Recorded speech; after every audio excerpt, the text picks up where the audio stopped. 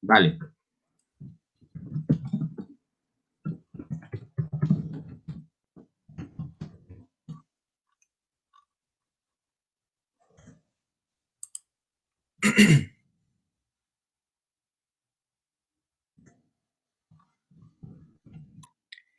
Bueno, muy buenas tardes para todos, para todas.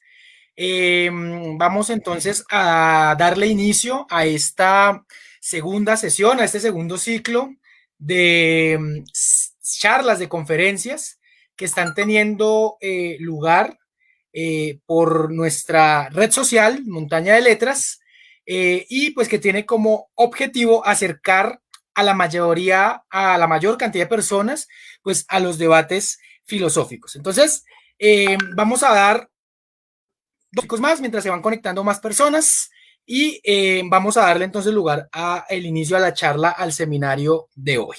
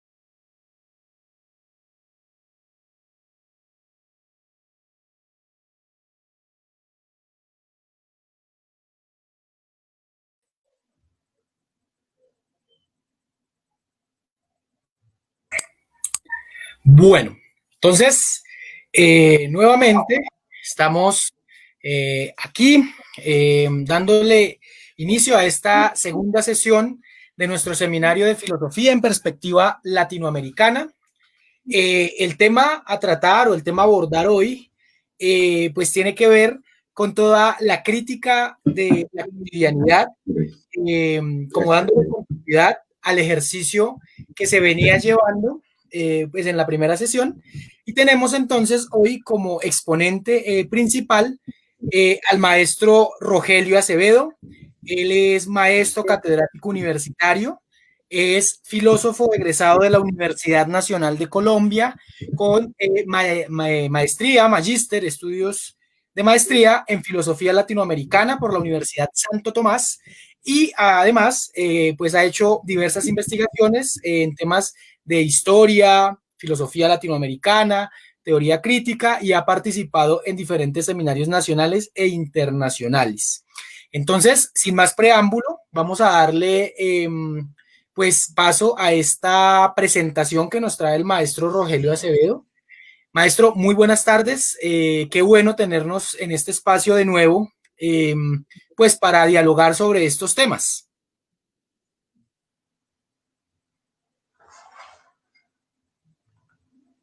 Bueno, un saludo cordial a todos. Vamos a hacer primero una prueba de sonido. Necesito, Sebastián, si me digas si se oye, si se escucha perfectamente. Sí, maestro, perfecto. Se escucha perfecto. Muy bien, gracias. Bueno, una invitación, un saludo. Jimmy Barrera por ahí nos escribe. Claro que sí, primo, esto es para unir esfuerzos y también en algún momento hablaremos de música contigo. Será para nosotros un placer también. Eh,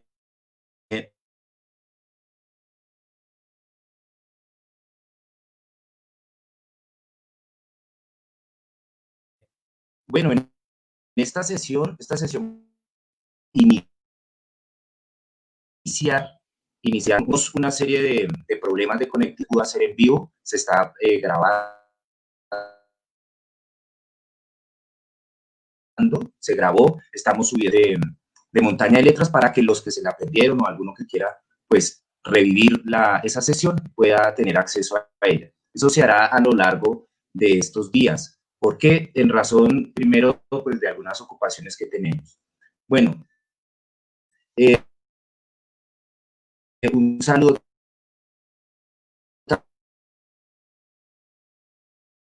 también a Paula Camero, bienvenida de la cotidianización de... Roger, dame un segundo, estamos presentando un poco de problemas de conexión contigo. ¿Me escuchas? Maestro Rogelio. Sí. Ya, dame un segundo, que es que creo que estás teniendo un problema de conexión con internet, se entrecortó. La última parte no la alcanzamos a escuchar, es que hacen los saludos. ¿Ahí me escuchas? Sí, te oigo. La imagen está muy corta, yo creo que debe ser algún problema de conectividad con internet. Demos unos segunditos.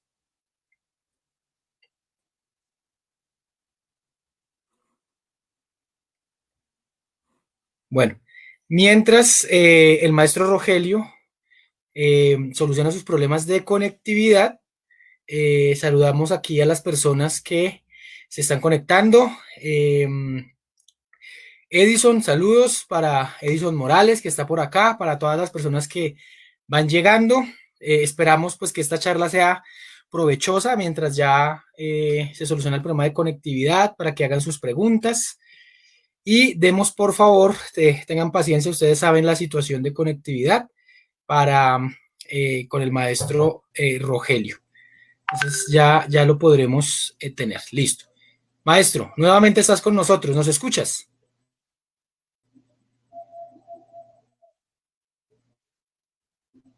Maestro, ¿me escuchas?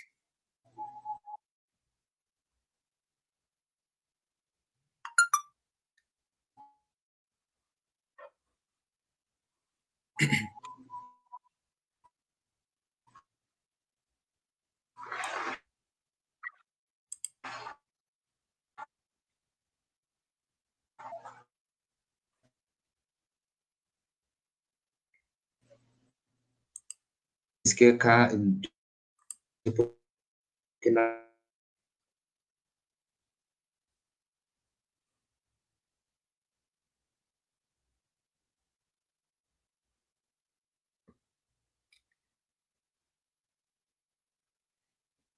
Bueno.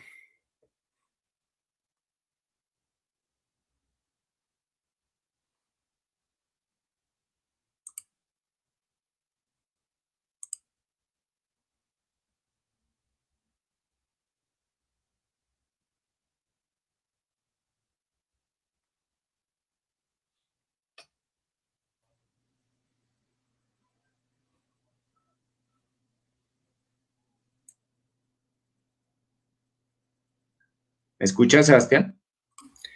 Ya, ahora sí te escucho, es que se entrecorta. Nuevamente, ¿ya me escuchas perfecto?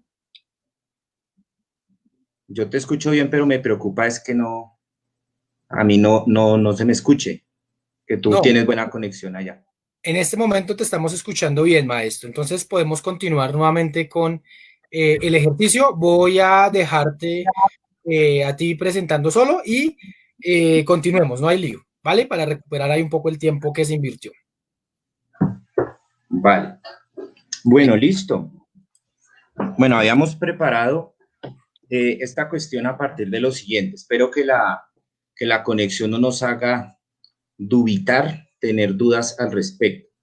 Señalábamos en la sesión inaugural que este es un trabajo de filosofía para no filósofos que trata de ser lo más, digamos, pedagógico posible. Eso implica que los asistentes puedan formular las preguntas que tengan, formular cualquiera de las inquietudes que a bien consideren, ¿sí? Ya pueden ser también de carácter técnico, ¿sí? Digamos alguna palabra que, por ejemplo, no se logre su definición, algún concepto, y también críticas que también tendríamos que considerar. ¿Esto para qué? Porque es que la filosofía nace en el contexto del diálogo y del debate. No puede ser solamente la enunciación de las ideas de alguien y que sean aceptadas acríticamente o ingenuamente. Bien, el tema de hoy tiene que ver con una crítica a la filosofía abstracta y quiero situarlo a partir de 4 ejes. Uno tiene que ver con la idea de la cotidianidad. La cotidianidad es un constructo histórico, no es algo que parece normal. Es decir, cuando andamos en la vida hay tantas situaciones, tantas eh, instituciones también que las consideramos normales, que las consideramos de que siempre han estado en la historia de la humanidad incólumes, sin ninguna variación. Por ejemplo, el hecho de vivir como vivimos se ha asumido como normal y eso tiene una razón de ser y es que cuando nacemos se nos muestra esta cotidianidad como la única posible. Luego, cuando intentamos ver eh, que los problemas que esta cotidianidad ha intentado resolver no son resueltos, aparecen las críticas. Y estas críticas generalmente no dan, perdonen la expresión, no dan pie con bola porque no se comprende el mundo en el que se ha generado esta cotidianidad. Entonces, ese es un aspecto, el tema de la cotidianidad. Y para anunciarlo de una vez, la filosofía debería centrarse en los problemas, en la cotidianidad, no en los propios problemas que ella, de alguna manera, ha generado para sí misma. ¿Mm? El tema de la ontología, el tema de una ética abstracta, el tema de la epistemología, son temas muy importantes, pero todos ellos son nulos o son vacuos si no se adentran en los problemas de la cotidianidad misma, en los problemas humanos y concretos que la sociedad tiene que enfrentar día a día. Y la tesis es que, la tesis que yo quiero defender es que socialmente nosotros carecemos de una formación filosófica en su conjunto o la que tenemos es tan abstracta que no permite dar una solución a los problemas de la cotidianidad. Y en la cotidianidad, pues usted encuentra de todo, ¿sí? Y este de todo quiere decir lo siguiente, la, la, las relaciones de pareja, la economía, las relaciones con los vecinos, los sentimientos, cómo se elaboran, todo eso se vive acríticamente. Es decir, ha sido construido desde un horizonte discursivo, ¿m? Y a la cual nosotros no atendemos porque ya asumimos que hay una respuesta como tal. Entonces, esa es una primera parte, la cotidianidad. Y quiero como mencionar algunos puntos sobre cómo se vino a constituir nuestra cotidianidad. Un segundo tiene que ver con la crítica. La palabra crítica hace alusión justamente a, a buscar las condiciones que hicieron posible un determinado modo de ser, un determinado pensamiento. Y en ese sentido, la crítica funcionaría allí como esa pregunta fundamentacional, es decir, a la raíz, a las bases de lo que somos. Y esa pregunta por la crítica es filosófica, pero no es filosofía abstracta. Es una filosofía que involucra otros saberes, unos saberes no necesariamente disciplinados, es decir, aunque se tengan elementos biológicos, elementos sociológicos, elementos psicológicos, no se adscriben necesariamente a cada una de estas disciplinas, la sociología, la antropología o la psicología, entre otras, sino que están en los bordes, en los límites. Y de tal manera que un discurso filosófico serio tendría que vincularse con estas temáticas y problemáticas que se generarían allí.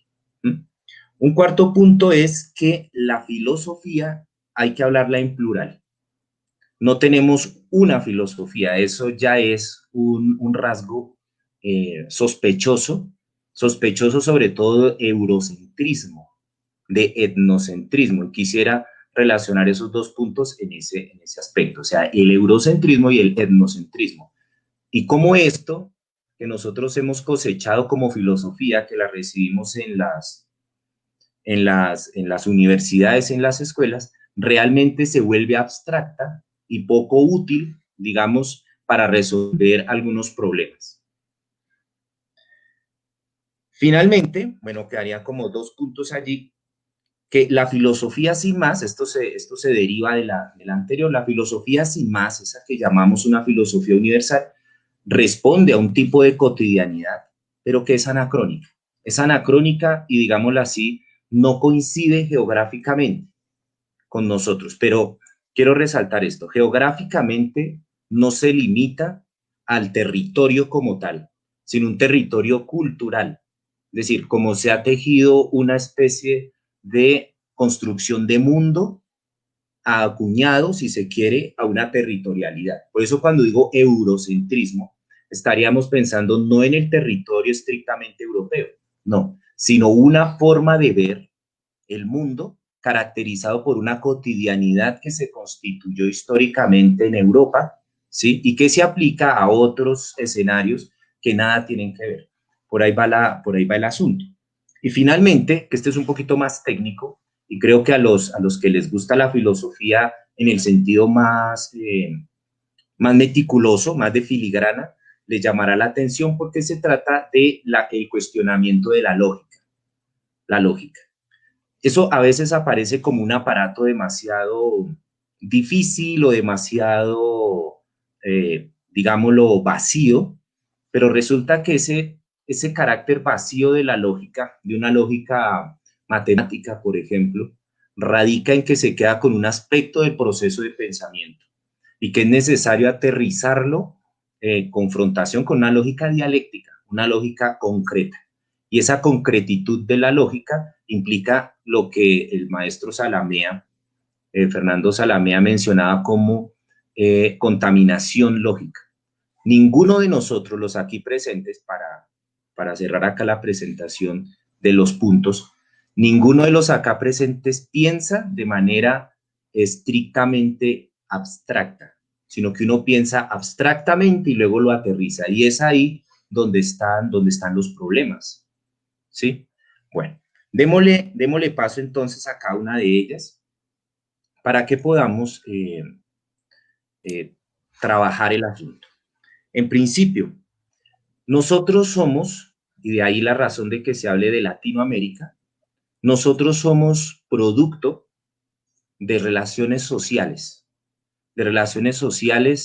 dadas desde tiempos inmediatos y también desde la constitución de un sistema mundial.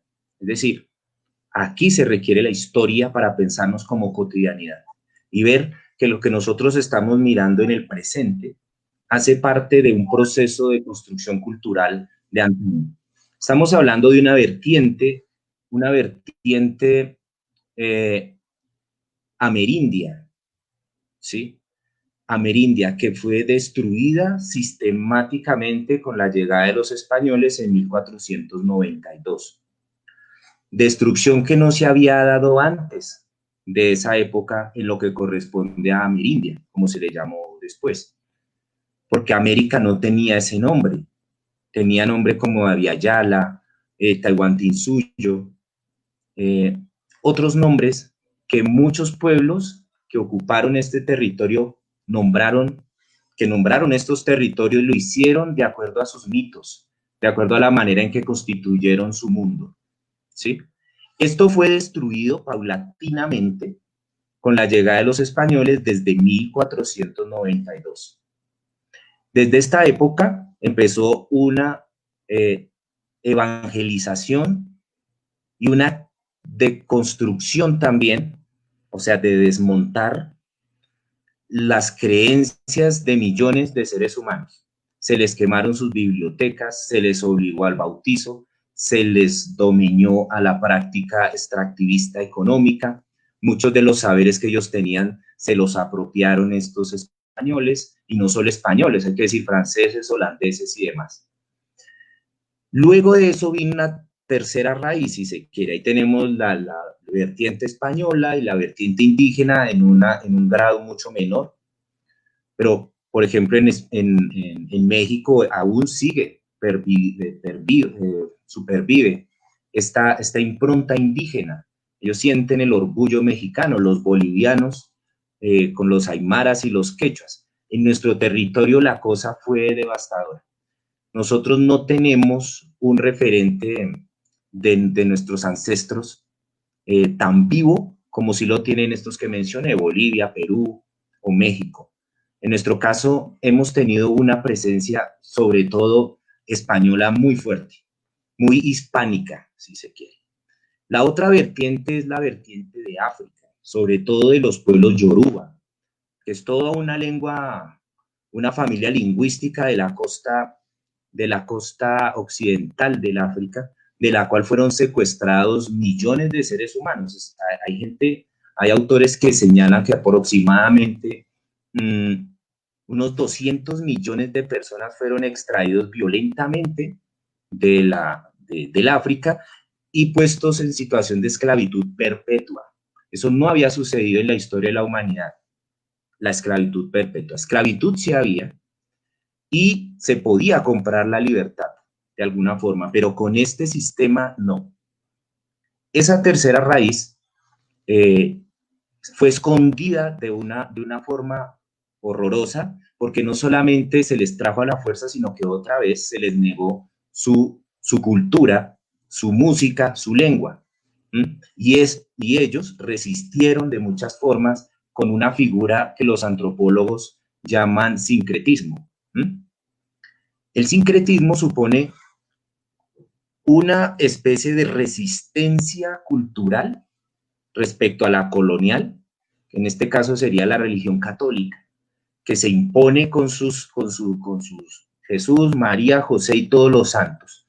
Y estos pueblos africanos y también los indígenas nuestros lograron hacerle resistencia mediante el acople de estas figuras,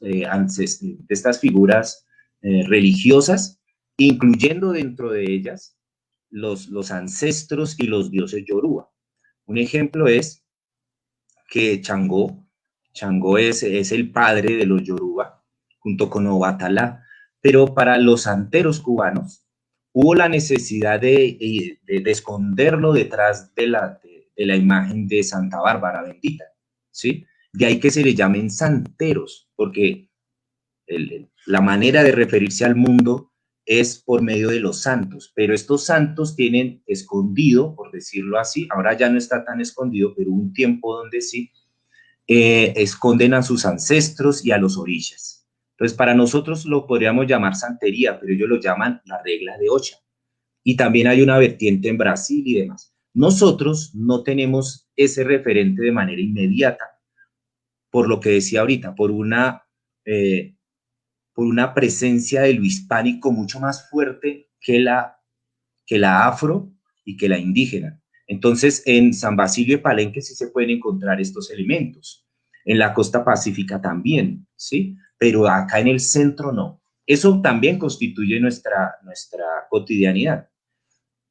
Aparte de estas tres raíces que han sido inferiorizadas y que solamente se ha tenido como elemento fundamental el ser español, el ser europeo, pero de segunda. Es decir, nosotros somos mestizos, acá en Colombia se habló de un proceso de blanqueamiento donde cada quien tendría que pasar por un proceso en el que se le limpiase la sangre de generación en generación. Todo eso constituye nuestra cotidianidad. Es una cotidianidad racista. Ahora viene el otro elemento. Nuestra cotidianidad también es misógina, es decir, tienen un miedo enorme a las mujeres que se traduce en odio. El miedo es la otra cara del odio. Para odiar a alguien primero hay que temerle. Y a las mujeres se les temió durante mucho tiempo. Estamos hablando de 5.000 años atrás, cuando se crearon las ciudades allende, afuera, dejando a un lado y sobreestimando lo campesino, desestimando la agricultura. Desde ahí viene una buena parte. Entonces, nosotros heredamos ya para el siglo XVI y en contradicción también con las prácticas sexuales y unas relaciones sociales diversas, diferentes a las que instauró el catolicismo español y el catolicismo romano, que vinieron a ser chocantes. Entonces acá también se hizo quema de brujas, mal llamadas brujas porque eran intelectuales, que tenían un saber enorme sobre la hierba, sobre plantas medicinales, que aquí también las hay, ¿sí? Y se les quemó a millones, se les quemó vivas porque se les acusó de hacer pacto con el diablo. Entonces, aquí ya viene una primera categoría que también está en nuestra cotidianidad, y es que no podemos diferenciar el mundo sino en dos partes, ¿sí? Lo bueno, lo malo, lo de arriba, lo de abajo, un mundo dual pero excluyente. Y eso hace parte de una mitología basada en un desprecio por el cuerpo. Esa cotidianidad es la que tenemos nosotros. Se le suma entonces a estas dos el tema del subdesarrollo. Nosotros nos hemos visto ya como en una segunda oleada de colonialidad que es referente a los países industrializados, Inglaterra, Estados Unidos, como países en vías de desarrollo. Y se ha vendido la idea, miren que hasta el lenguaje es bien engañoso, se venden ideas, no se comparten, se venden, y hay que comprarlas. ¿Eso cómo se llama? Privatización de la educación. Si a uno nos venden la idea es porque tenemos que comprarla. Entonces se nos vendió la idea de que el modelo de civilización es el industrial, el que corresponde a vivir en grandes ciudades, en grandes urbes, ¿sí? Y que nosotros estaríamos sencillamente por fuera de ese esquema. Tendríamos que ir avanzando hacia allá, hasta el punto de que añoramos ser modernos. Decimos, no, es que no hemos llegado a la modernidad, y se dicen cosas como todavía estamos en la Edad Media. Nosotros nunca estuvimos en la Edad Media. Eso no tiene sentido.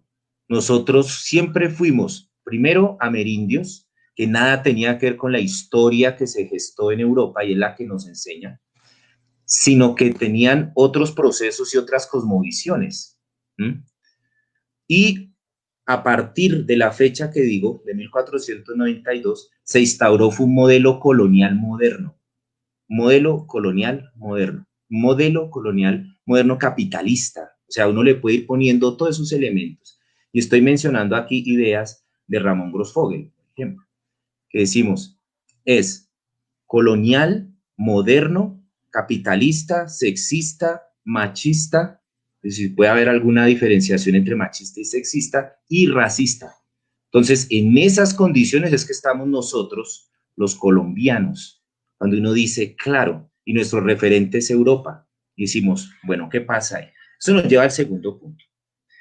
El segundo punto creo que está sumido en lo dicho, en parte porque decimos, si estas son las condiciones que han hecho posible esta cotidianidad que vivimos, ¿cuál pudiera ser la crítica? Crítica la vamos a definir de la siguiente manera. Crítica no es señalar los lunares ni las pecas del otro. Crítica es ver en qué momento emerge un nuevo modelo, en qué momento se dan las condiciones de posibilidad de una nueva cosmovisión. Entonces, si nosotros vamos a ver cuándo surge o cuándo aparece esta cotidianidad, también tendríamos que ver en qué momento fue que surgió. Y ya creo que he mencionado eso, yo sé, de una manera muy rápida, y que pueden haber una enorme cantidad de preguntas que ya requerirían un espacio mucho más definido para eso. Pero digamos que esto es más de divulgación. Y que sin embargo están los referentes históricos para eso. Hay un libro bellísimo que se llama La Conquista, los estragos de la conquista, de Massimo Bacci. Y ahí dice qué fue lo que pasó. ¿Qué fue lo que pasó en el encontronazo que tuvieron los españoles con las Islas Taínas? Las Islas Taínas son las que ahora se llaman Haití, República Dominicana, Puerto Rico y una parte de Cuba. Allí hubo un encontronazo enorme que tuvo que ver con el saqueo y la destrucción de la población. Casi el 90% de la población de las Antillas desapareció en los primeros años. Más se le suma el tema de la viruela, que era una enfermedad viral de la cual los nativos no tenían un antecedente y por lo tanto no se pudieron resistir biológicamente a eso. Entonces fue una especie de arma biológica inconsciente, ¿sí? Para que no sea decir, no, es que ellos tenían la idea, no, fue sin que se dieran cuenta y destruyeron una enorme masa. Entonces, ¿dónde empezaría la crítica? Ya al mencionar esto de las condiciones de posibilidad, habría que sumarle cómo es que esto no cuadra, no cuadra, no cuadra con nuestra forma de ser. Ejemplo, en la estética nuestra, que uno la aprende no solamente en los reinados de belleza, que son altamente racistas y machistas, sino en la escuela. En la escuela se nos dice el color piel, y el color piel no es negro, no es amarillo, es un color casi durazno que se parece a la piel de los caucásicos, ¿sí? Y en ese orden de ideas ya empieza a decirse cómo ha de ser la tez normal, la tez del ser humano. Y la de los afro, la de los indios, los que tenemos rasgos afroindígenas, pues no aparecemos ahí como una especie de belleza. Entonces, cuando nos venden eso y vemos las películas de Hollywood, nos vemos al espejo y no, nada que ver. Eso ya indica que hay una crisis de cotidianidad en ese sentido. Ese es un ejemplo. Entonces, la crítica viene de crisis, de cuando el modelo empieza a mostrar sus contradicciones. Y yo creo que todos los acá presentes han visto las contradicciones que ese modelo de pensamiento tiene. Otro ejemplo. Nosotros somos católicos culturales. Así profesemos el ateísmo o lo que sea, pero entendemos toda la pastoral, entendemos la Eucaristía, entendemos qué es una misa, sabemos qué es eso, ¿sí? Y eso también nos determina cotidianamente. Entonces, cuando el sacerdote habla de la palabra de Dios, nosotros decimos, esa palabra de Dios está dirigida a los cristianos y a los no cristianos. Y tal como se piensa esa cuestión, incluso ahí, que eso también puede hacerse varias observaciones, pero incluso ahí el católico sabe que la realidad que él vive no coincide con la que está pidiendo la iglesia como tal. Es decir, vivir como hermano, respetar al prójimo, no pasa. Esos son momentos de crisis. Pero ¿qué pasa? La crisis se puede ocultar, la crítica se puede ahogar. Nosotros, en nuestros mitos, los mitos que tenemos, ya nos dan respuesta de las preguntas que tenemos. Ya tenemos una respuesta.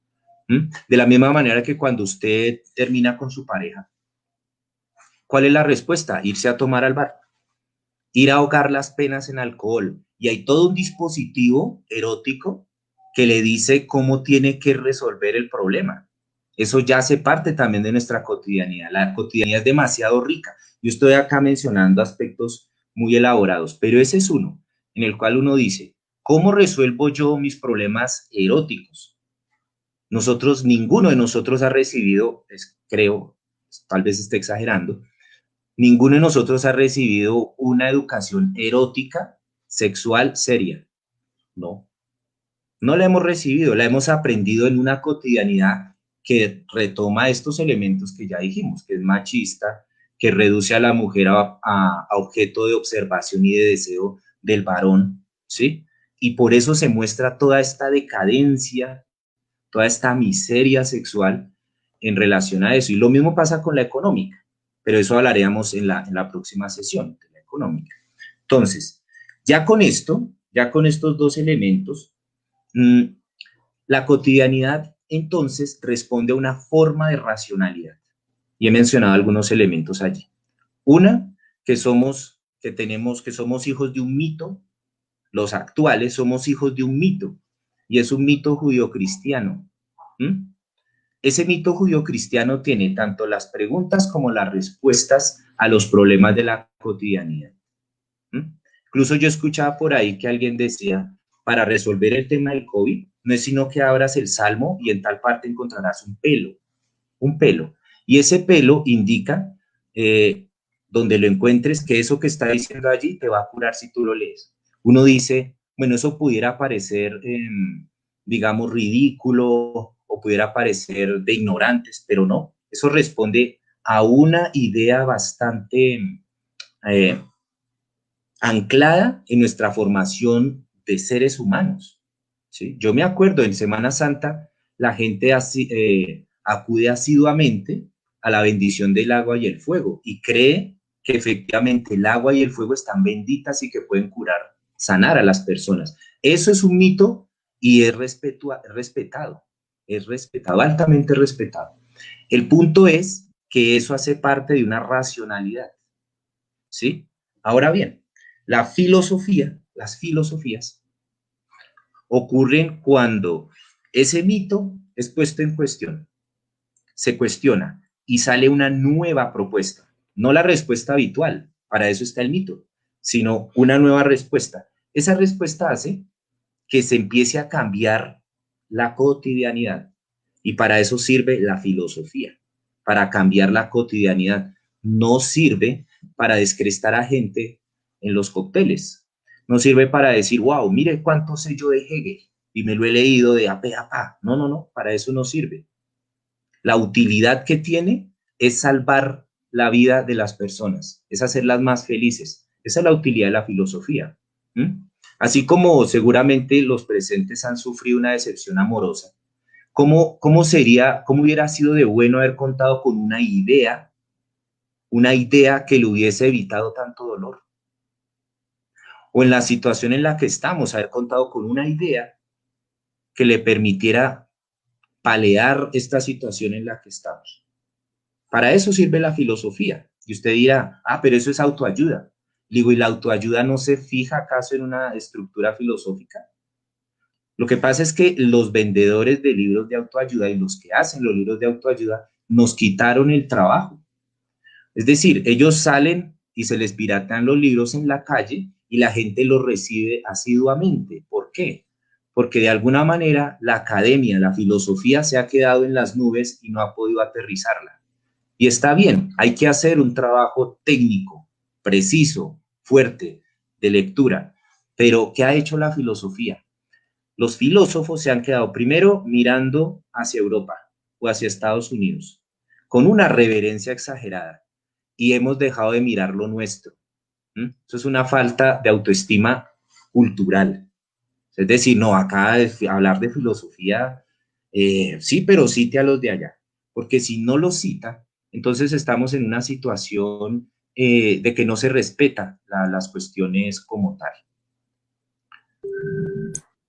Entonces, Sebastián, ¿cómo vamos? Si hay punto para Bueno, un receso. no, digamos que para seguir en el ejercicio de la pregunta y del cuestionamiento, pues para darle lugar también a las preguntas y demás, digamos que una de las preguntas que emergen es la idea, o más bien, la pregunta concreta es, ¿cómo puede ser pensada entonces la cotidianidad? Entonces, el panorama que nos mostrabas es un panorama amplio que contiene la historia, pero también un sistema de pensamiento. Digamos que todo eso es lo que antecede a esto que cotidianamente vivimos. Entonces, en el ejercicio de la filosofía, lo mostrábamos en la clase anterior y en la sesión anterior y en esta, es que la filosofía está encargada de demostrar y de ayudar a comprender la vida misma. ¿Cómo entonces puede ser pensada la cotidianidad? ¿Cómo puede ser filosóficamente pensada la cotidianidad? Esa sería la primera pregunta que emerge en esta discusión que tú vas planteando.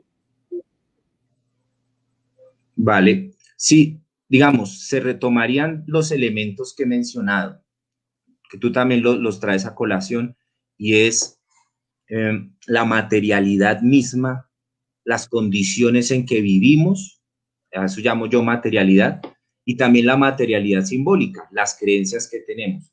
A veces se cree que lo que uno cree es producto de uno mismo, ¿no? Eso ha sido aprendido y ha sido inculcado durante años de formación escolar y universitaria, pero no solo de formación escolar y universitaria, sino en el día a día, hablando con los padres, con los vecinos y demás, uno va adquiriendo una idea de lo que es el mundo. Filosóficamente arrancaría con una crítica, es decir, con una duda con una puesta en cuestión de lo que está pasando. Uno diría, ¿por qué? ¿Por qué existe la maldad? Diría un creyente. ¿Por qué existe la maldad? Y esa pregunta ya es filosófica, pero es filosófica solamente como punto de partida. Habría que buscar elementos de juicio para poder leer esta cotidianidad, encontrando no solamente sus contradicciones, sino también evaluando las propuestas que puedan haber. Y para eso se necesitan criterios. Y el criterio que a mí me parece fundacional es el de la vida o la muerte. Si esta cotidianidad nos empuja a la muerte, pues sencillamente no es válida. ¿Cuál sí lo es? La que nos hace vivir un poco más, la que ayudaría a que esta vida tenga una mayor significación, es decir, la dignidad humana. Esto quiere decir que la filosofía como tal ha de ser ética. La filosofía primera, esa filosofía de la que dice cuál es, con la pregunta con la que se arranca, es la de la vida, la dignidad de la vida. Y hablaríamos de una ética de la subjetividad, no una ética de la ley. Es una ética de la subjetividad, una ética de la carne. O sea, nosotros somos animales que tenemos en este momento un acumulado de millones de años de evolución, ¿sí? Somos animales neuronales. Tenemos entonces la posibilidad de producir emociones y eso hace parte de nuestra materialidad biológica. Y culturalmente también tenemos otros elementos, como ya lo mencionaba, los valores que la cristiandad nos ha dado. Yo no los estoy desechando, yo solamente digo, ellos están ahí y hacen parte fundacional de la vida de muchas personas. ¿Quién en una situación de angustia no apela a Dios? Eso es un mito y yo respeto los mitos. Yo también tengo un mito y es que Dios no existe. Eso es otro mito. Pero la racionalidad que surge allí es la que vamos a llamar filosofía. Pero a diferencia de lo que el mito puede resolver, esta nueva propuesta significaría ponerse en cuestión no solamente con el mito, sino con los que criticarían la propia idea. Y en la elaboración, en el pulimento de esta idea, entraría la metodología. Y entonces, y solamente entonces, sí sería válido ir a leer a los filósofos. ¿Me hago entender? Es decir, si yo tengo un problema de carácter ético y digo, bueno, ya lo he materializado, lo he vivido, ahora voy a leer a quién, ver, a quién leo, quién me puede servir. Entonces, los que tenemos a la mano son los europeos. Listo, leámoslos. Entonces, ¿a quién leo? A Nietzsche. Pues leamos a Nietzsche. No tengo nada contra el autor, para que no se me malinterprete lo del eurocentrismo, sino que yo lo leo y de inmediato lo traigo a mi cotidianidad. Pero eso implica saber cuál es la cotidianidad de ese filósofo. O sea, este autor, Nietzsche, por ejemplo, es del siglo XIX. Hace parte de una Alemania que está en comparación con Inglaterra todavía en un atraso industrial terrible. Está en una situación también de una cristiandad protestante diferente a la católica. Él está hablando en relación con una tradición filosófica y cultural alemana. Nosotros no tenemos esa cultura, pero podemos leer el Así habló Zaratustra y decir, claro, sobre el cuerpo, sobre el leer y el escribir. Y decimos, bueno, yo ahora, ¿cómo lo traigo a colación con esto? Pues en la cotidianidad. El cuerpo de nosotros es un cuerpo cotidiano. Nosotros vivimos inmersos en este mundo. Y ahí nos serviría incluso leer a Heidegger, si nos viene como a colación. Pero en segundo momento, después de plantearse el problema. Y una vez retrotraído acá, o sea, planteado aquí, seguir avanzando. No quedarse solamente con ese referente. Y eso implicaría una modificación en el currículum que se imparte en las academias de filosofía. La filosofía debería enseñársele a todo el mundo y así, en diálogo, no solamente como es que usted no entendió al autor y entonces es mal. No, sino vamos a responder el problema. Este autor trabaja el problema, listo, ¿lo resolvió? No, es que Nietzsche no vivió nuestra época, no conoció el petróleo. A ver, ¿con qué nos va a decir a nosotros sobre el tema del narcotráfico? De pronto ni se lo puede pensar, ¿ve? Así ahí va el asunto. Listo, bueno, muchas gracias Bueno, quisiera, por la explicación que haces. Lo que pasa es que hay otra pregunta, qué pena interrumpirte, maestro. Y Dale. otra pregunta, No, no, no. digamos que subyace a esta primera y es, entonces, ¿en qué consiste la crítica a la cotidianidad? Es decir, ¿por qué habríamos de creerle a la filosofía dentro de nuestra cotidianidad como elemento que permite la crítica de la misma? Es decir, ¿por qué creerle a la filosofía? ¿En qué consiste esa crítica que la filosofía aporta? Ujú. Bueno, ahí en principio hay que decir que es filosofía. Y la filosofía es un saber siempre en movimiento, es un saber siempre en contraposición con una realidad que se le manifiesta como, digamos, anquilosada en determinada forma de pensamiento. Porque habría que creerles. A los filósofos no hay que creerles. Lo que hay que hacer es simplemente, digo simplemente,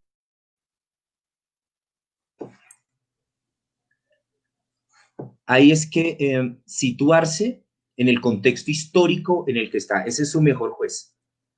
Digamos, lo que decía ahorita de Nietzsche.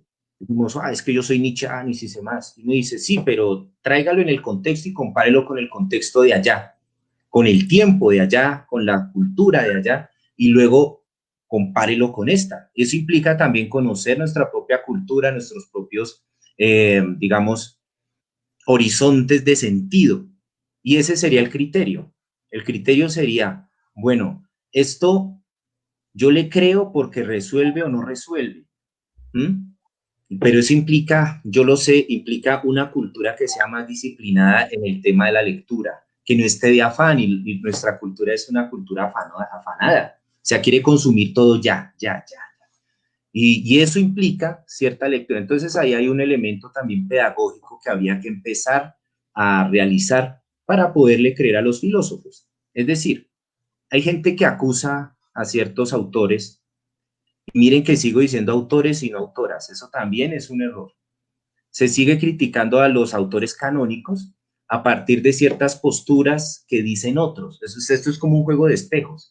Entonces yo digo, yo critico a fulano porque fulano criticó a Mengano y Mengano al otro a Perenganito. Y digo, sí, eso está muy bien, pero no es suficiente. Se necesita pensar cuál es el objeto del que está hablando el tipo y situarlo en la condición actual. Y eso requiere, como les digo, un entrenamiento pedagógico como tal.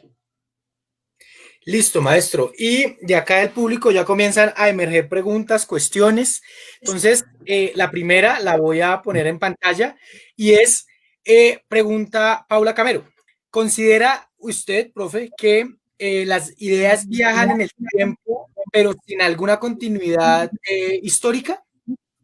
Me parece que Paula plantea el problema justamente a donde yo quiero ir, porque es que a veces se creyese eso, ¿no? Dice, mire, nos están enseñando eh, determinadas ideas y no solamente en el terreno filosófico, sino en general. Y se nos dice, o sea que esta idea que pensó tal persona puede trascender el tiempo y entonces yo la voy a recibir tal cual, incólumemente, sin ninguna, o sea, como si adquiriera cierta pureza y se avanza en el tiempo. Un ejemplo sencillo es, uno se pone a leer a los antiguos griegos, ¿sí? Y uno cree que Platón le está hablando a uno, a Rogelio, o a Sebastián, o a Paula, y parece que nos dijera, sí, mire, Rogelio, es que el amor y tal, pues digo, no, hombre, ubíquese, usted está en el siglo V antes de Cristo, en una provincia, ¿sí? Porque eso es un lugar provinciano, eso no tiene carácter universal, eso es un producto de una cultura estrictamente griega que tiene enormes raíces ahí. ¿Mm? Entonces, pretender que lo que Platón está diciendo es idéntico a la situación cotidiana nuestra, ya es un error. Entonces yo diría que no viajan en el tiempo, no son como las almitas de estos filósofos que creen que existe el alma y por otro lado el cuerpo, sino que las ideas también tienen asidero histórico. Tienen asidero histórico y para leerlas efectivamente uno tiene que situarlas en el contexto como tal. para seguir con el ejemplo de Platón. Miren, en ese tiempo en el que habla Platón, primero él es un aristócrata. Él no está teniendo en cuenta a los que rodean las ciudades, no está teniendo en cuenta a los esclavos. Los esclavos no hacen parte de la subjetividad de la que él está hablando. Segundo, ese amor del que hablamos no es un amor heterosexual en el sentido que Occidente ha entendido la heterosexualidad o la homosexualidad. No, no, no. No, esa pregunta por la heterosexualidad no se plantea allí. Entonces uno no puede decir que los antiguos griegos eran homosexuales, ¿no? Esa pregunta de la homosexualidad es del siglo XX, o si quieren del siglo XIX, pero nace como enfermedad en el siglo XIX. Para los griegos ese tema de homosexual, ¿no? Eso no se plantea. Y él está hablando precisamente a los jóvenes, del que él está enamorado, Filebo creo que es, o Fedón. Uno dice, ay, hijo de madre, él no está hablando lo mismo que estoy hablando yo. Está hablando en griego koiné, además, ni siquiera en español. Entonces, esas ideas no se trasplantan como se trasplanta un órgano, sino que hay que contextualizarla. Entonces, el mejor de los casos, lo que hay que hacer es hermenéutica. ¿Qué quiere decir hermenéutica? Interpretar. Aprender a interpretar leyendo la idea en el contexto. Vale. Entonces, bien, ¿cuál otra? Listo, maestro. Es que como habías iniciado la presentación hablando de unos puntos, entonces para darle continuidad hay dos preguntas que emergen allí, ya digamos al finalizar, para que también les puedas dar solución, que están en el contexto de lo que vienes hablando, pero para ir avanzando, digamos, en los puntos que nos hacen falta exponer.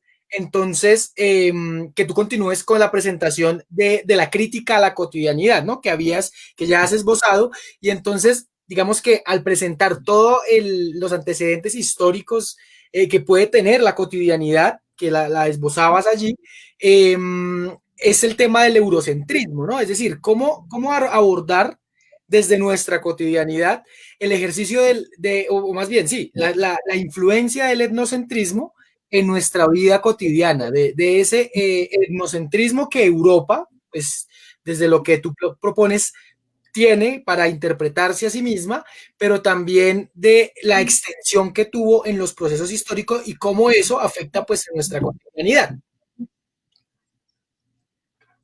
Sí, el eurocentrismo es una palabra compuesta.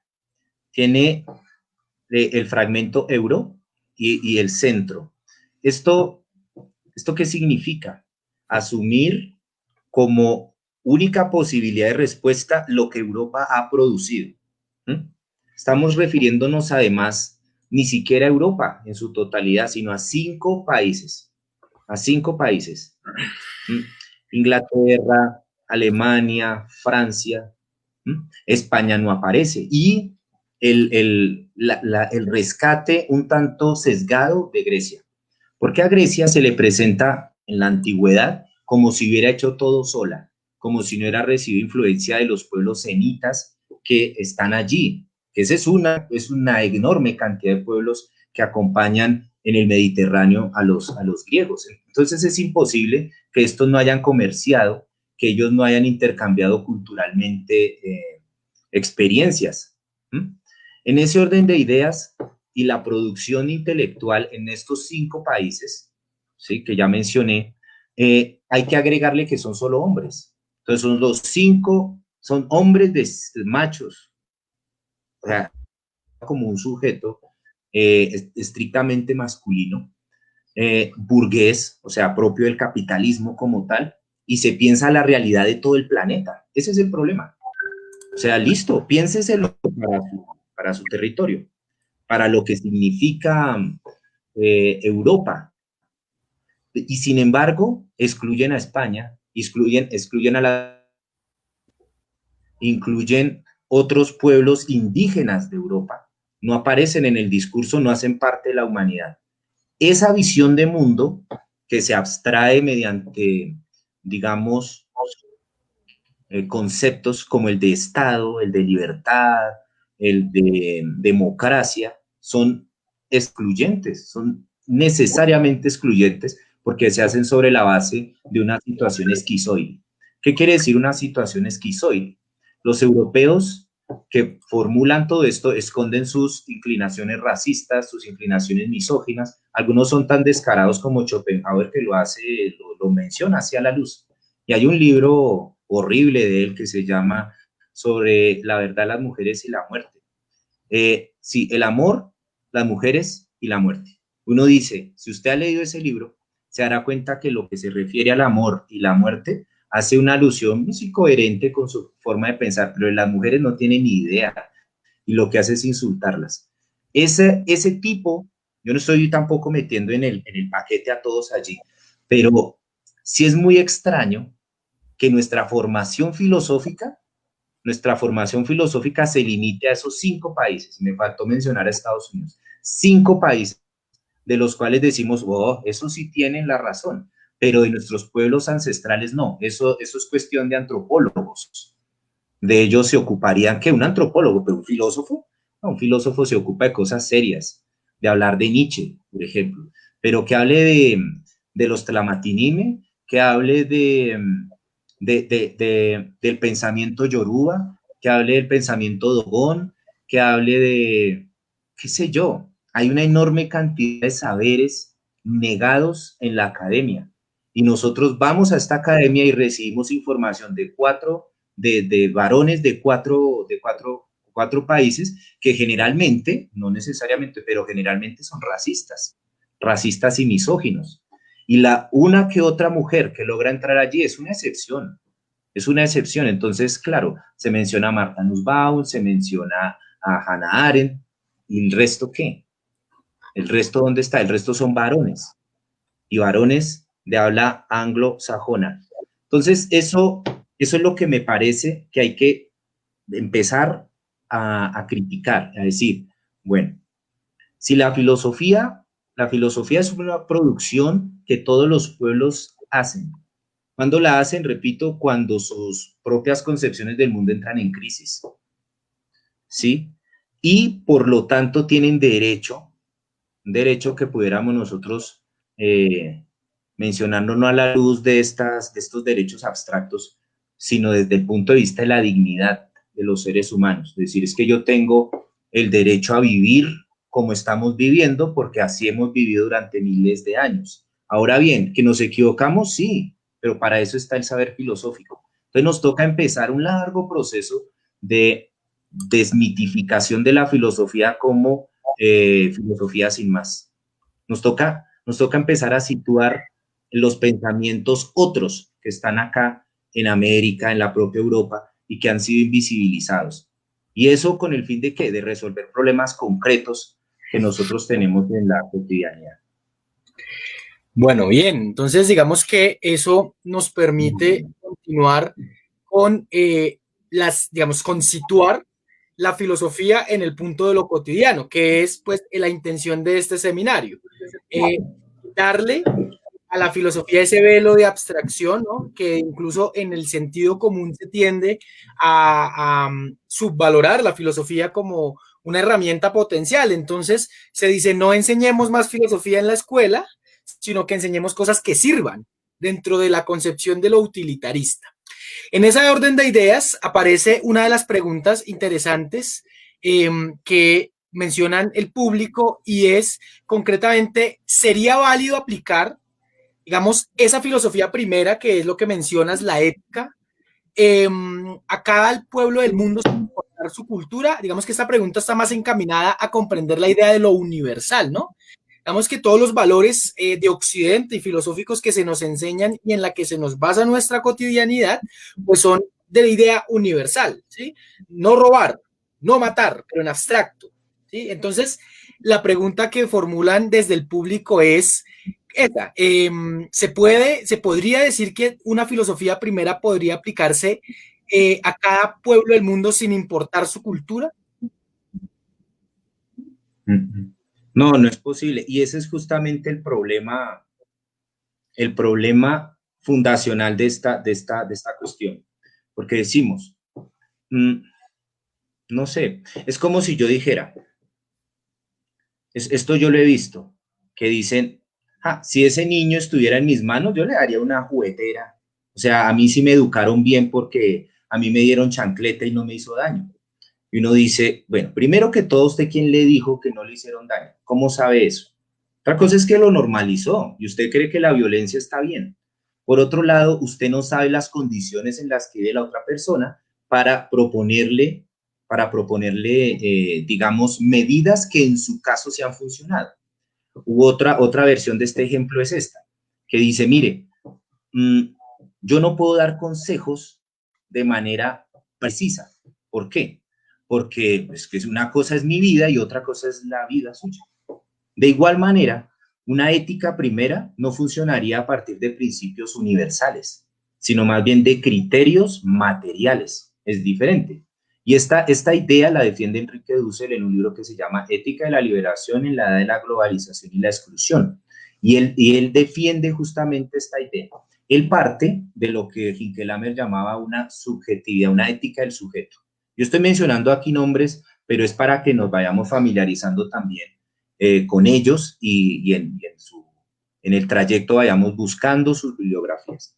Hinckelhammer dice, hay una idea, una ética del sujeto y hay una ética de la ley. La ética del sujeto parte de un criterio absolutamente fundacional y es la vida suya, su corporeidad, como cuerpo, como carne. En cambio, la ley, como es abstracta, necesariamente tiende a negar estas diferencias en las formas de ser de los cuerpos, ¿cierto que sí? Voy a poner otro ejemplo. Es como si una mujer le dijera a la otra, mire, cuando usted tenga un cólico, aplíquese esto. Pero ella le dice, tal vez le funcione. Es no decir, santo remedio. ¿Por qué no? Pues porque la idiosincrasia de cada una, pues es diferente. Algunas les aparece con dolores fortísimos, otras no. Entonces, por eso nos sirve que se aplique el modelo sin la criticidad. Europa ha producido grandes cosas, ¿sí? Pero América también, la India también. Y simplemente necesitamos ir a mirarlas y construirlas nosotros desde nuestra cuestión. Entonces, la filosofía primera no parte de unos criterios abstraídos, como un imperativo, sino que parte más bien de examinar las condiciones de materialidad en la cual estamos nosotros constituidos históricamente. Desde ahí parte. Y por eso habría que definirla de acuerdo a cada cultura. Pero hay un problema, y es que ya ciertas culturas, si uno quisiera diferenciar culturalmente un pueblo de otro, lo hacen es en resistencia, lo hacen es en resistencia. Por ejemplo, las comunidades indígenas nuestras han sido destruidas desde los resguardos indígenas, que eso no se llaman resguardos sino hasta hace poco. Eso antes eran encomiendas, ¿verdad? Repartiendo los indios como quien reparte ganado, y ese recuerdo de esa encomienda es lo que se llama ahora resguardo indígena. Pero es una forma de resistencia que hay ahí. Y hay otros que sí se mantuvieron en sus territorios. Y bueno, es otra discusión.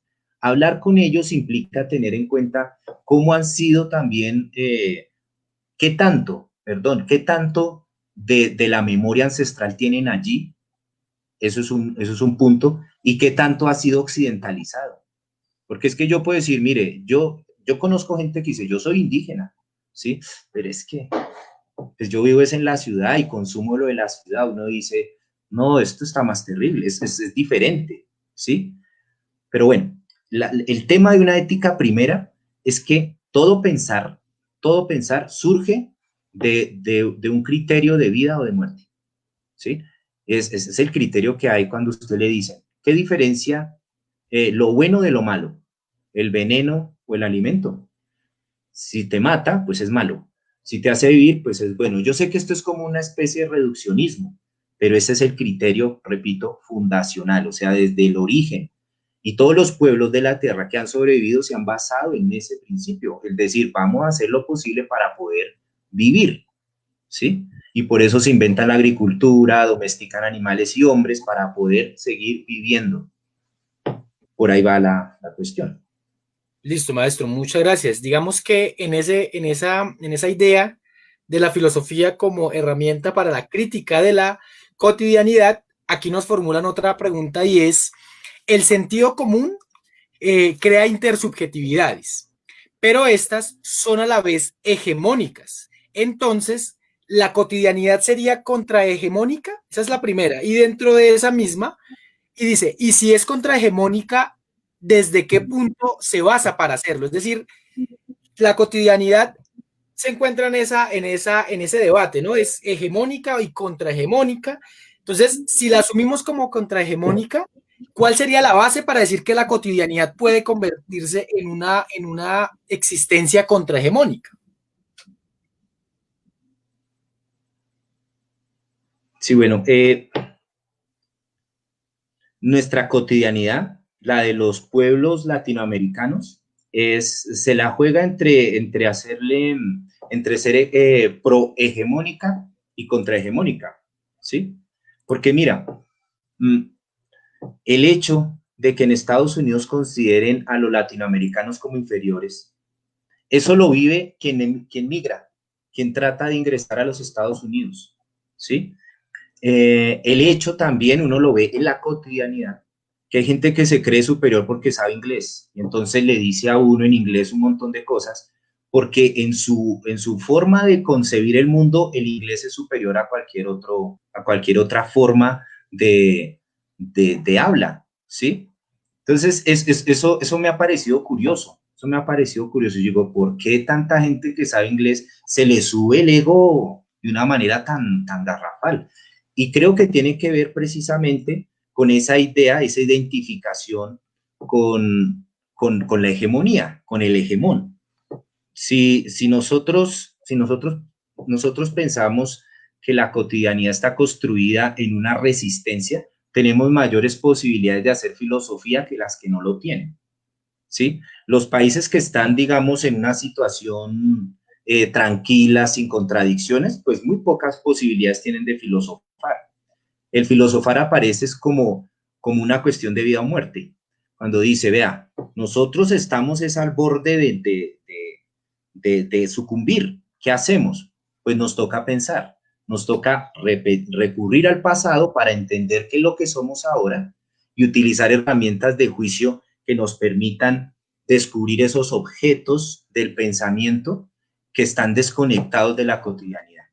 Y en ese orden de ideas podemos nosotros reconciliar los dos aspectos que habrían ahí. En ese, en Pues no esa, sé si sí, digamos, en esa continuidad de cuestiones respecto a la búsqueda de aquello que nos permita construir en la cotidianidad una contrahegemonía, por así decirlo, pues entonces jugaría un papel fundamental la historia. En este sentido, una pregunta que se nos hace aquí, que pues es bastante extensa, pero la sintetizo, y es, uno podría decir que Europa sintetizó o sistematizó toda su cotidianidad desde lo que tomó de otros pueblos. Es decir, Europa se ha conformado en su cotidianidad, en sus discursos, en la vida cotidiana de lo que podría significarse ser un europeo en la actualidad, desde lo que, vamos a utilizar un término, robó a otros pueblos. Sí, mira, la historia siempre ayuda, o sea, es supremamente ejemplificante, es esclarecedora. Antes de 1492 Europa no era nada, ni siquiera se pudiera constituir como una unidad cultural. El sur de Europa, lo que sería la península ibérica, estaba conformada más por el califato de Córdoba, ¿sí? Por el imperio Omeya. Y era la influencia árabe fuertemente en estos pueblos. Otros eran los pueblos germanos al norte y muy poquito la influencia de los pueblos latinos, que es lo que a nosotros nos han heredado como cultura medieval, ¿sí? En 1492, las posibilidades de realización de los europeos pues se expanden de una manera tan tremenda, digamos, sorpresiva, que todavía, es decir, pasando unos años todavía no logran saber en dónde están, ¿sí?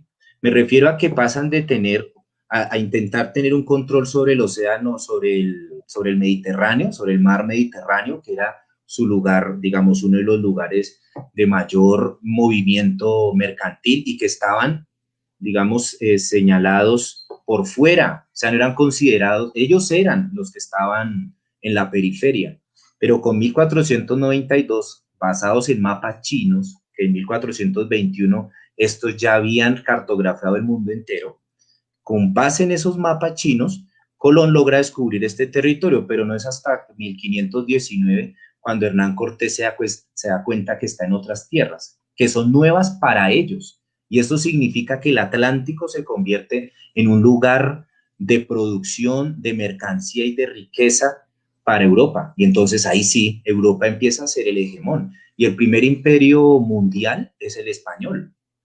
El imperio español tiene una influencia enorme a nivel mundial, literalmente, y por eso ahí se puede hablar de sistema mundial, porque se constituye como un imperio, y este imperio en nada, pero en nada se compara con Roma, nada que ver, esto es supremamente complicado. Entonces, en ese sentido lo que Europa hace es no solamente capturar, como una máquina de captura, diríamos, la producción intelectual de los países árabes, y mucho de eso lo quemó, también hay que decirlo, o sea, no se lo apropió todo, también quemó muchas cosas porque iban en contra de sus credos, o porque simplemente significaría una resistencia a su poder militar y expansionista. Entonces, sí trajo de otros lados los saberes otros. Por ejemplo, muchas de las prácticas de la encomienda la aprendieron en Granada y en Al-Ándalus. O sea, primero se hizo esto y luego cuando descubren América, para ellos, lo implementan y aquí se crea la encomienda, ¿sí? Y la encomienda da origen también a la hacienda y otras formas de producción extractiva de la tierra. ¿Mm? Entonces, claro, ellos tienen que justificar todo eso, que luego viene el esclavismo, tienen que justificarlo. Y la justificación de este sistema es erigir al sujeto blanco europeo como el único ser. Y ya lo demás, pues bueno, ¿qué hacemos? Se parece mucho al problemita que plantea Parménides cuando dice, es que el ser y todo es el ser. Bueno, y lo que se mueve y las variables, no, lo deja sin respuesta. Sí, algo similar sucede acá. Entonces, todo lo que no es europeo aparece como inferiorizado, entre ellas las mujeres, los indígenas y el enemigo, los judíos y los musulmanes. Eso explica también el antisemitismo que luego un Hitler va a retomar. No es que él se lo invente, es que lo retoma. Dice, esto está ahí desde hace tiempo, desde hace más de 1000 años. Yo lo que hago es instaurarme ahí y que si no aparece Hitler, aparece otro. Y va a llevar hasta las últimas consecuencias esa xenofobia, ese racismo y esa misoginia que están allí presentes en un personaje como esos. Entonces, esto que se plantea acá sería una especie de filosofía de liberación, para tomar las palabras de Dussel. Y esta filosofía de liberación supone, pongamos en su sitio la historiografía de la filosofía. ¿Mm? Es decir, la filosofía no surge en Grecia. La filosofía, si quieren, surge en Egipto, pero por cuestiones de tiempo, porque es la más antigua, pero surge en Egipto, ¿sí? Pero también surge entre los mayas, entre los aztecas, todo aquel pueblo que tuvo la posibilidad de generar tiempo para dedicarse a pensar y no solo a trabajar. En esas sociedades donde hay personas que dicen, mire, yo estoy exenta del trabajo, pueden elaborar teogonías y filosofías que dan razón del mundo. Entonces, hay una filosofía que responde a cómo es el mundo y otra que la critica. Y nosotros creemos que la filosofía seria es la que parte de la criticidad, que dice, no, es que no puede ser como usted dice, no puede, esta cotidianidad es insoportable. A nosotros de alguna manera nos da cierto confort, pero si uno ve a las personas que la tienen que sufrir literalmente, las comunidades afro en Estados Unidos, a quien chocó sin ir tan lejos, uno no necesita irse a Estados Unidos para entender la exclusión del racismo, ¿sí? Pero lo que sufren las mujeres negras, las que sufren las mujeres lesbianas, toda esa exclusión hace parte de nuestra cotidianidad y la hemos normalizado y de alguna manera somos de cierta manera privilegiados porque ni somos afro, ni somos, aunque sí lo somos, pero uno no se cree afro, uno no se cree una mujer, entonces como que ese lío no nos toca. Bien, entonces, dándole continuidad a lo que vamos hablando, lo que se va discutiendo, aquí en el ejercicio del pensamiento, ya que tú mencionabas, ¿no? Todos los seres humanos, todas las comunidades humanas tienen como característica esencial o fundamental, pues que son sujetos productivos, que modifican la naturaleza de acuerdo a su necesidad.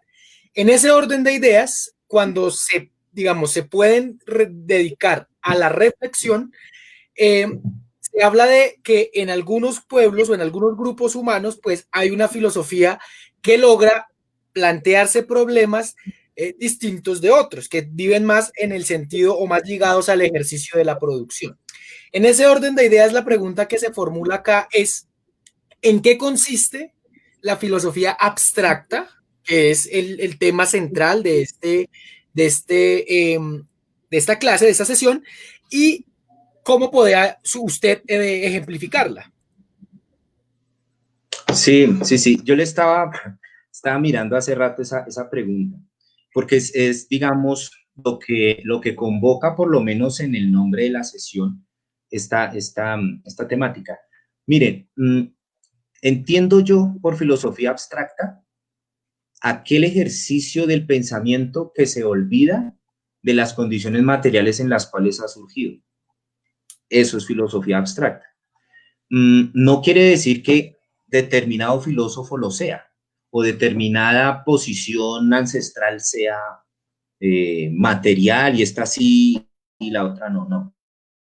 Es la manera en que se asume de alguna forma la filosofía y se parece mucho a la pregunta que formulaba Paula, porque decimos, la filosofía abstracta sería la ingenuidad de pensar que yo desde mi posición, desde una posición cultural, histórica, determinada, puedo lanzar una idea que le sea posible a todo el mundo.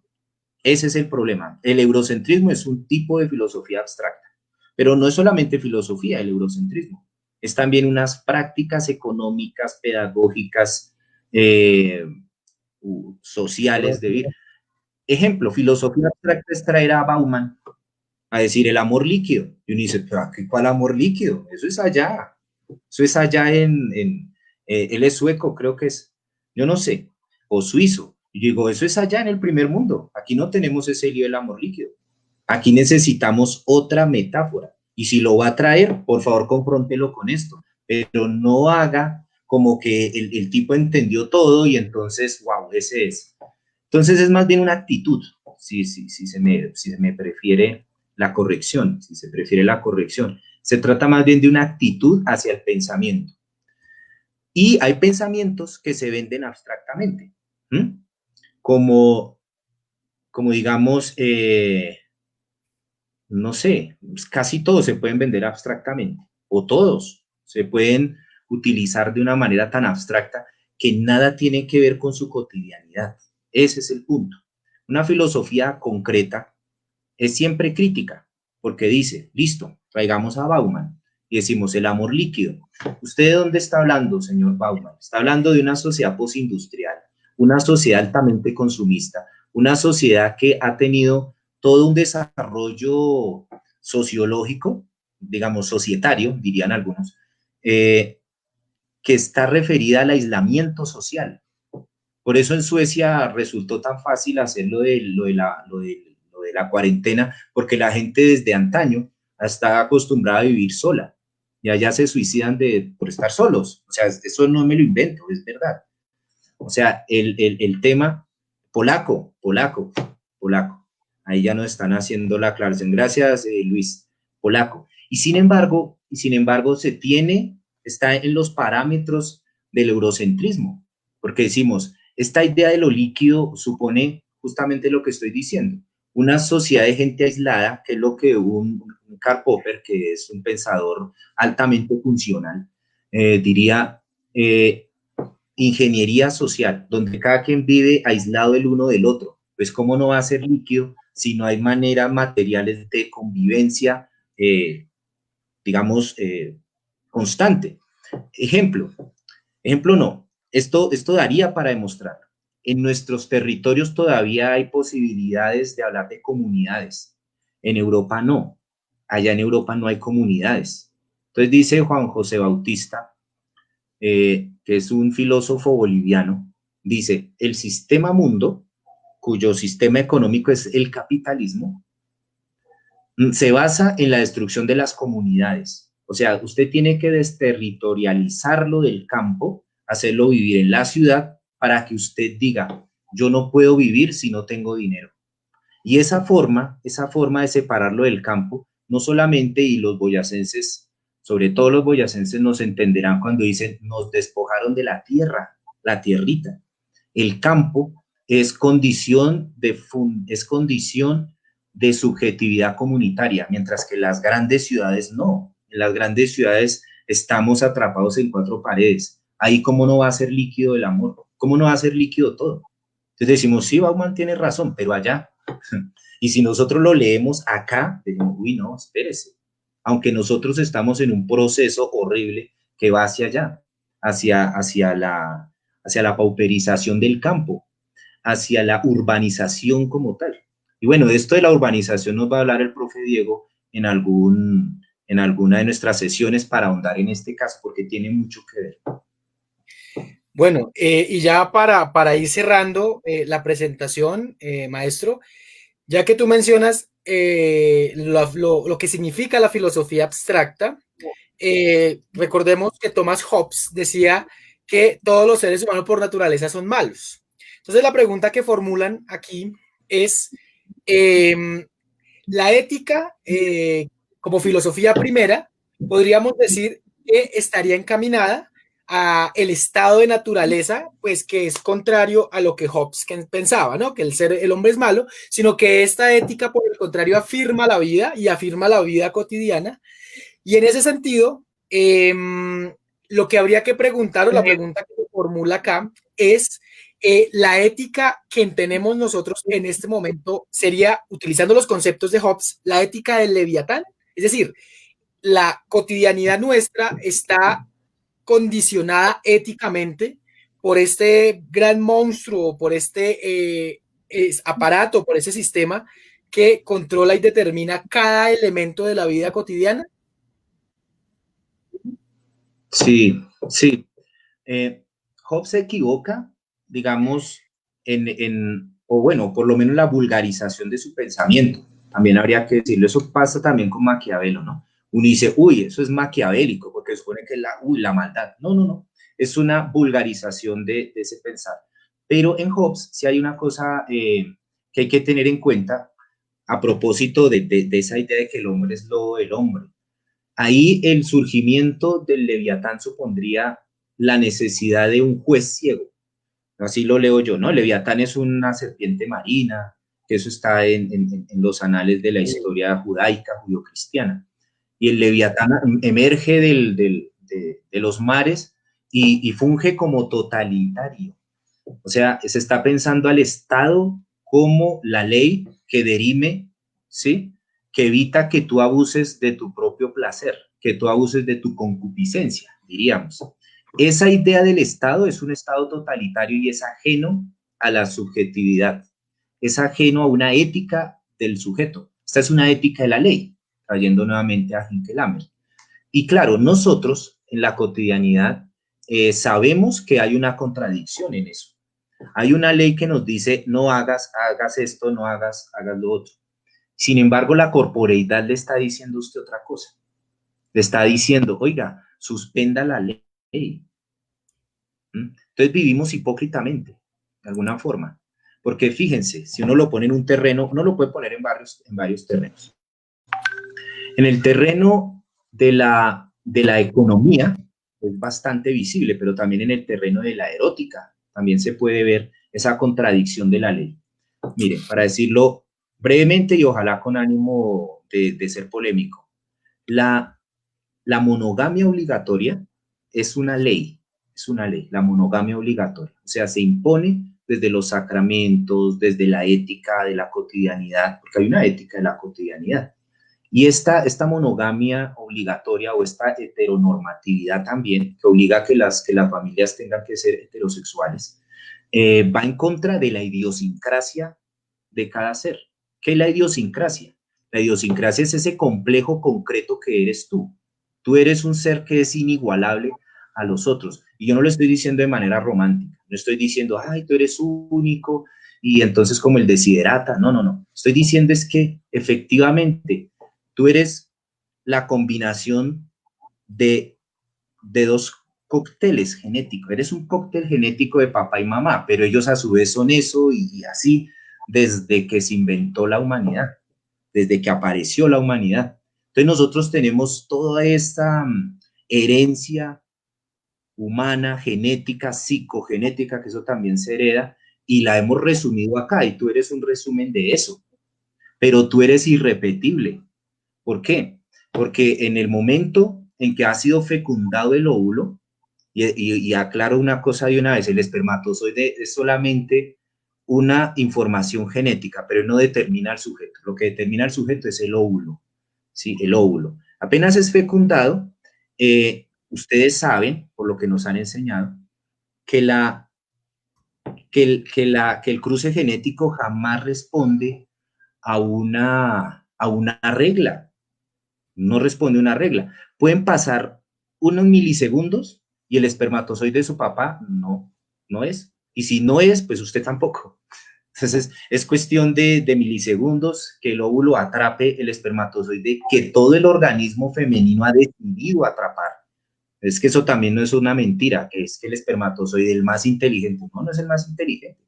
Es el que las condiciones ambientales, y acá me refiero al moco cervical, al canal vaginal, el útero, todas esas condiciones hace posible que un óvulo, entre comillas, escoja qué espermatozoide lo va a fecundar o va a permitir que termine su trabajo de meiosis.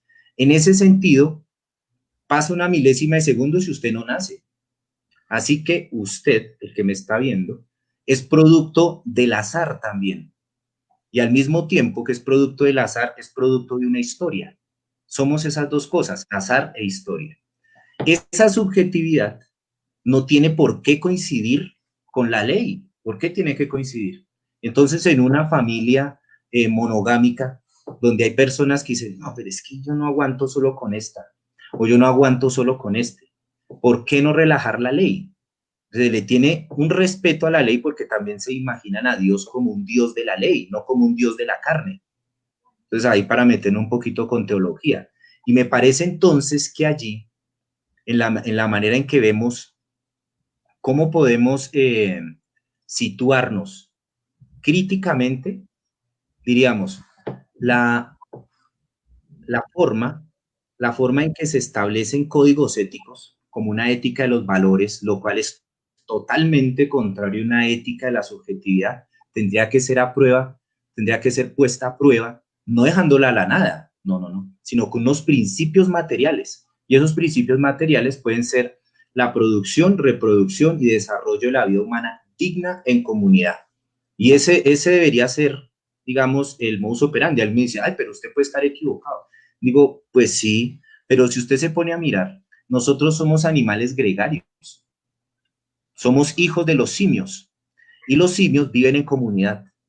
Son animales débiles, más débiles que un guepardo. Un guepardo puede vivir solo, pero los simios no. Ellos necesitan la comunidad, necesitan establecer eh, relaciones de poder, que no son de dominio, no son de violencia, sino de poder, relacionadas con las emociones y el acicalamiento de los demás. Entonces, todos esos elementos para decir que siempre está en pugna una ética de la subjetividad frente a una ética que se supone abstracta. De pronto, para seguir respondiendo a la pregunta de Cristian. Dice, mire, en la medida en que se dice, no, es que esta es la ley de poder, y se le aplica porque se le aplica. Sería algo así como relacionadas con las emociones y el acicalamiento. Se repitió ahí ya. Digamos, me perdí un poco. La idea de una ética del cuidado funcionaría más como tengamos en cuenta la historia de las comunidades y de los sujetos, y no funcionar como a veces se pretende, como con una criticidad abstraída de las condiciones materiales que se supondría son universales para todos y cada uno de nosotros. Esa sería la cuestión por ahí. Listo. Entonces, digamos que este es el ejercicio de pensar la cotidianidad y todas las implicaciones que tienes. Entonces, digamos como una manera de hacer un cierre que nos permita dar paso o continuidad a la sesión que sigue. ¿Cómo terminaríamos esta sesión de la filosofía, de crítica a la filosofía abstracta? Es decir, ¿cuál sería el último aporte que harías tú para cerrar esta sesión? Vale, mira, y para conectar la que sigue, hay una, hay una cuestión que siempre me llama la atención y es la metodología. Vaya por favor a la tienda y compre un pan. Y resulta que el pan tiene una historia.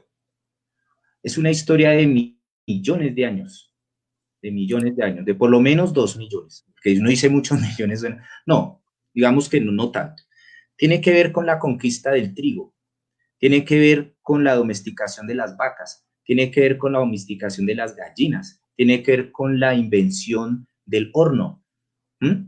Para que usted se coma ese pan que está consumiendo allí y que además tiene otro agregado. Es una mercancía capitalista, porque no la hace el vecino, la hace una gran industria, aunque sea la panadería de la esquina, ¿sí? Porque la máquina con la que se hace ese pan, pues no es hecha de barro, es una máquina industrial, ¿sí? Para que pueda vender pan. Y a usted le venden pan por montones, y coma pan, y coma pan. Y uno dice, detrás de esa cotidianidad se esconde una enorme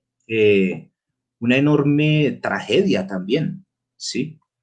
El punto al que yo voy es que vivimos, en la cotidianidad nuestra la vivimos de manera abstracta, es decir, sin considerar las condiciones materiales que la han hecho posible.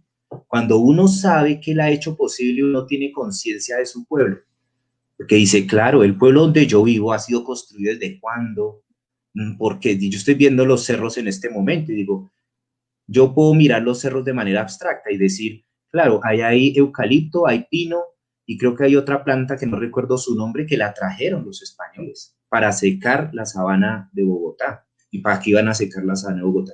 Y si uno mira los cerros y ve, ay, tan lindos los árboles, pero sin tener en cuenta la historia, ya cae en la abstracción. Ahora, la abstracción es necesaria. No van a pensar que, bueno, vamos a dejar de abstraer. No, todo el tiempo estamos abstrayendo. Yo en este momento estoy haciendo abstracción de muchas cosas, de mi entorno, por concentrarme en la pantalla. Y aparecen, digamos, preocupaciones propias, digamos que el Internet no se vaya, que, en fin, todo eso hace parte de un proceso de abstracción, pero se me olvida cómo tengo los pies, se me olvida que tengo frío, se me olvida que tengo chichi. Ejemplos de abstracción es ese. Y es muy importante porque sin eso no se puede pensar. Si uno no abstrae, no puede pensar. Y el pensamiento funciona precisamente con la creación de objetos que por un momento no tienen nada que ver con la realidad, por un momento. Y ahí es donde yo iba con el tema de la lógica. Y cierro con esto para darle paso al cierre también, eh, para, no sé, comentarios. Miren, nuestra cotidianidad la vivimos de manera ingenua y pensamos que el mundo está hecho de sólidos. ¿Qué quiere decir esto de sólidos? Que pensamos que el tiempo no transcurre en las cosas y creemos que todo es estático. La gran pregunta, esta gran pregunta que se hace, ¿qué fue primero, el huevo o la gallina? Si usted piensa desde el punto de vista de los sólidos, va a decir que eso es un problema que no tiene solución, porque dice, a ver, la gallina pone el huevo, pero el huevo sale una gallina. Eso es pura lógica de sólidos, es pura lógica muerta, porque lo que hace es congelar a los objetos del pensamiento los congela y los imagina como eternos, como si no hubieran variado en el tiempo.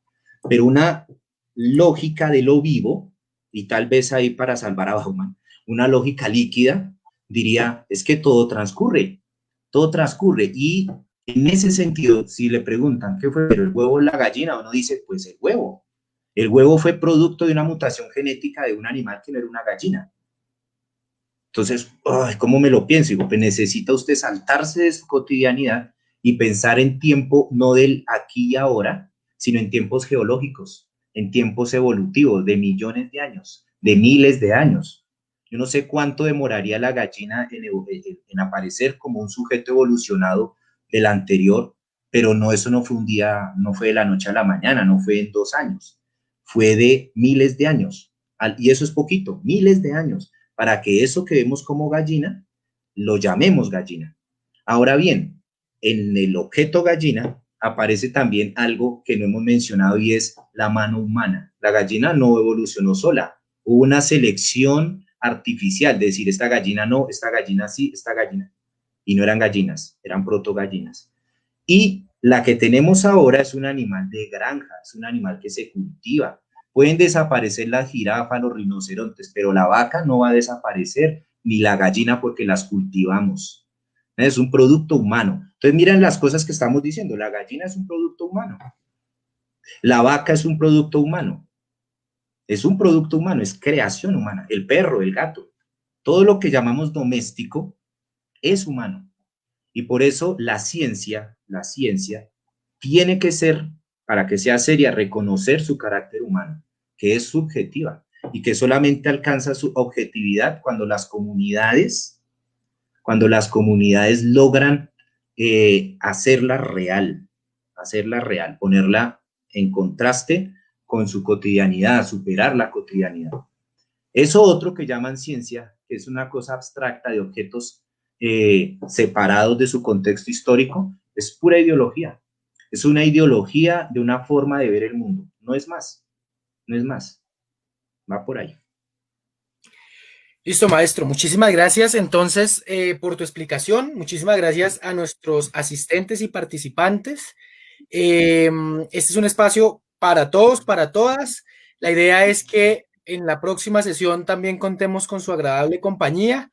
Les agradecemos enormemente por estar. Eso es un proyecto de Montaña de Letras.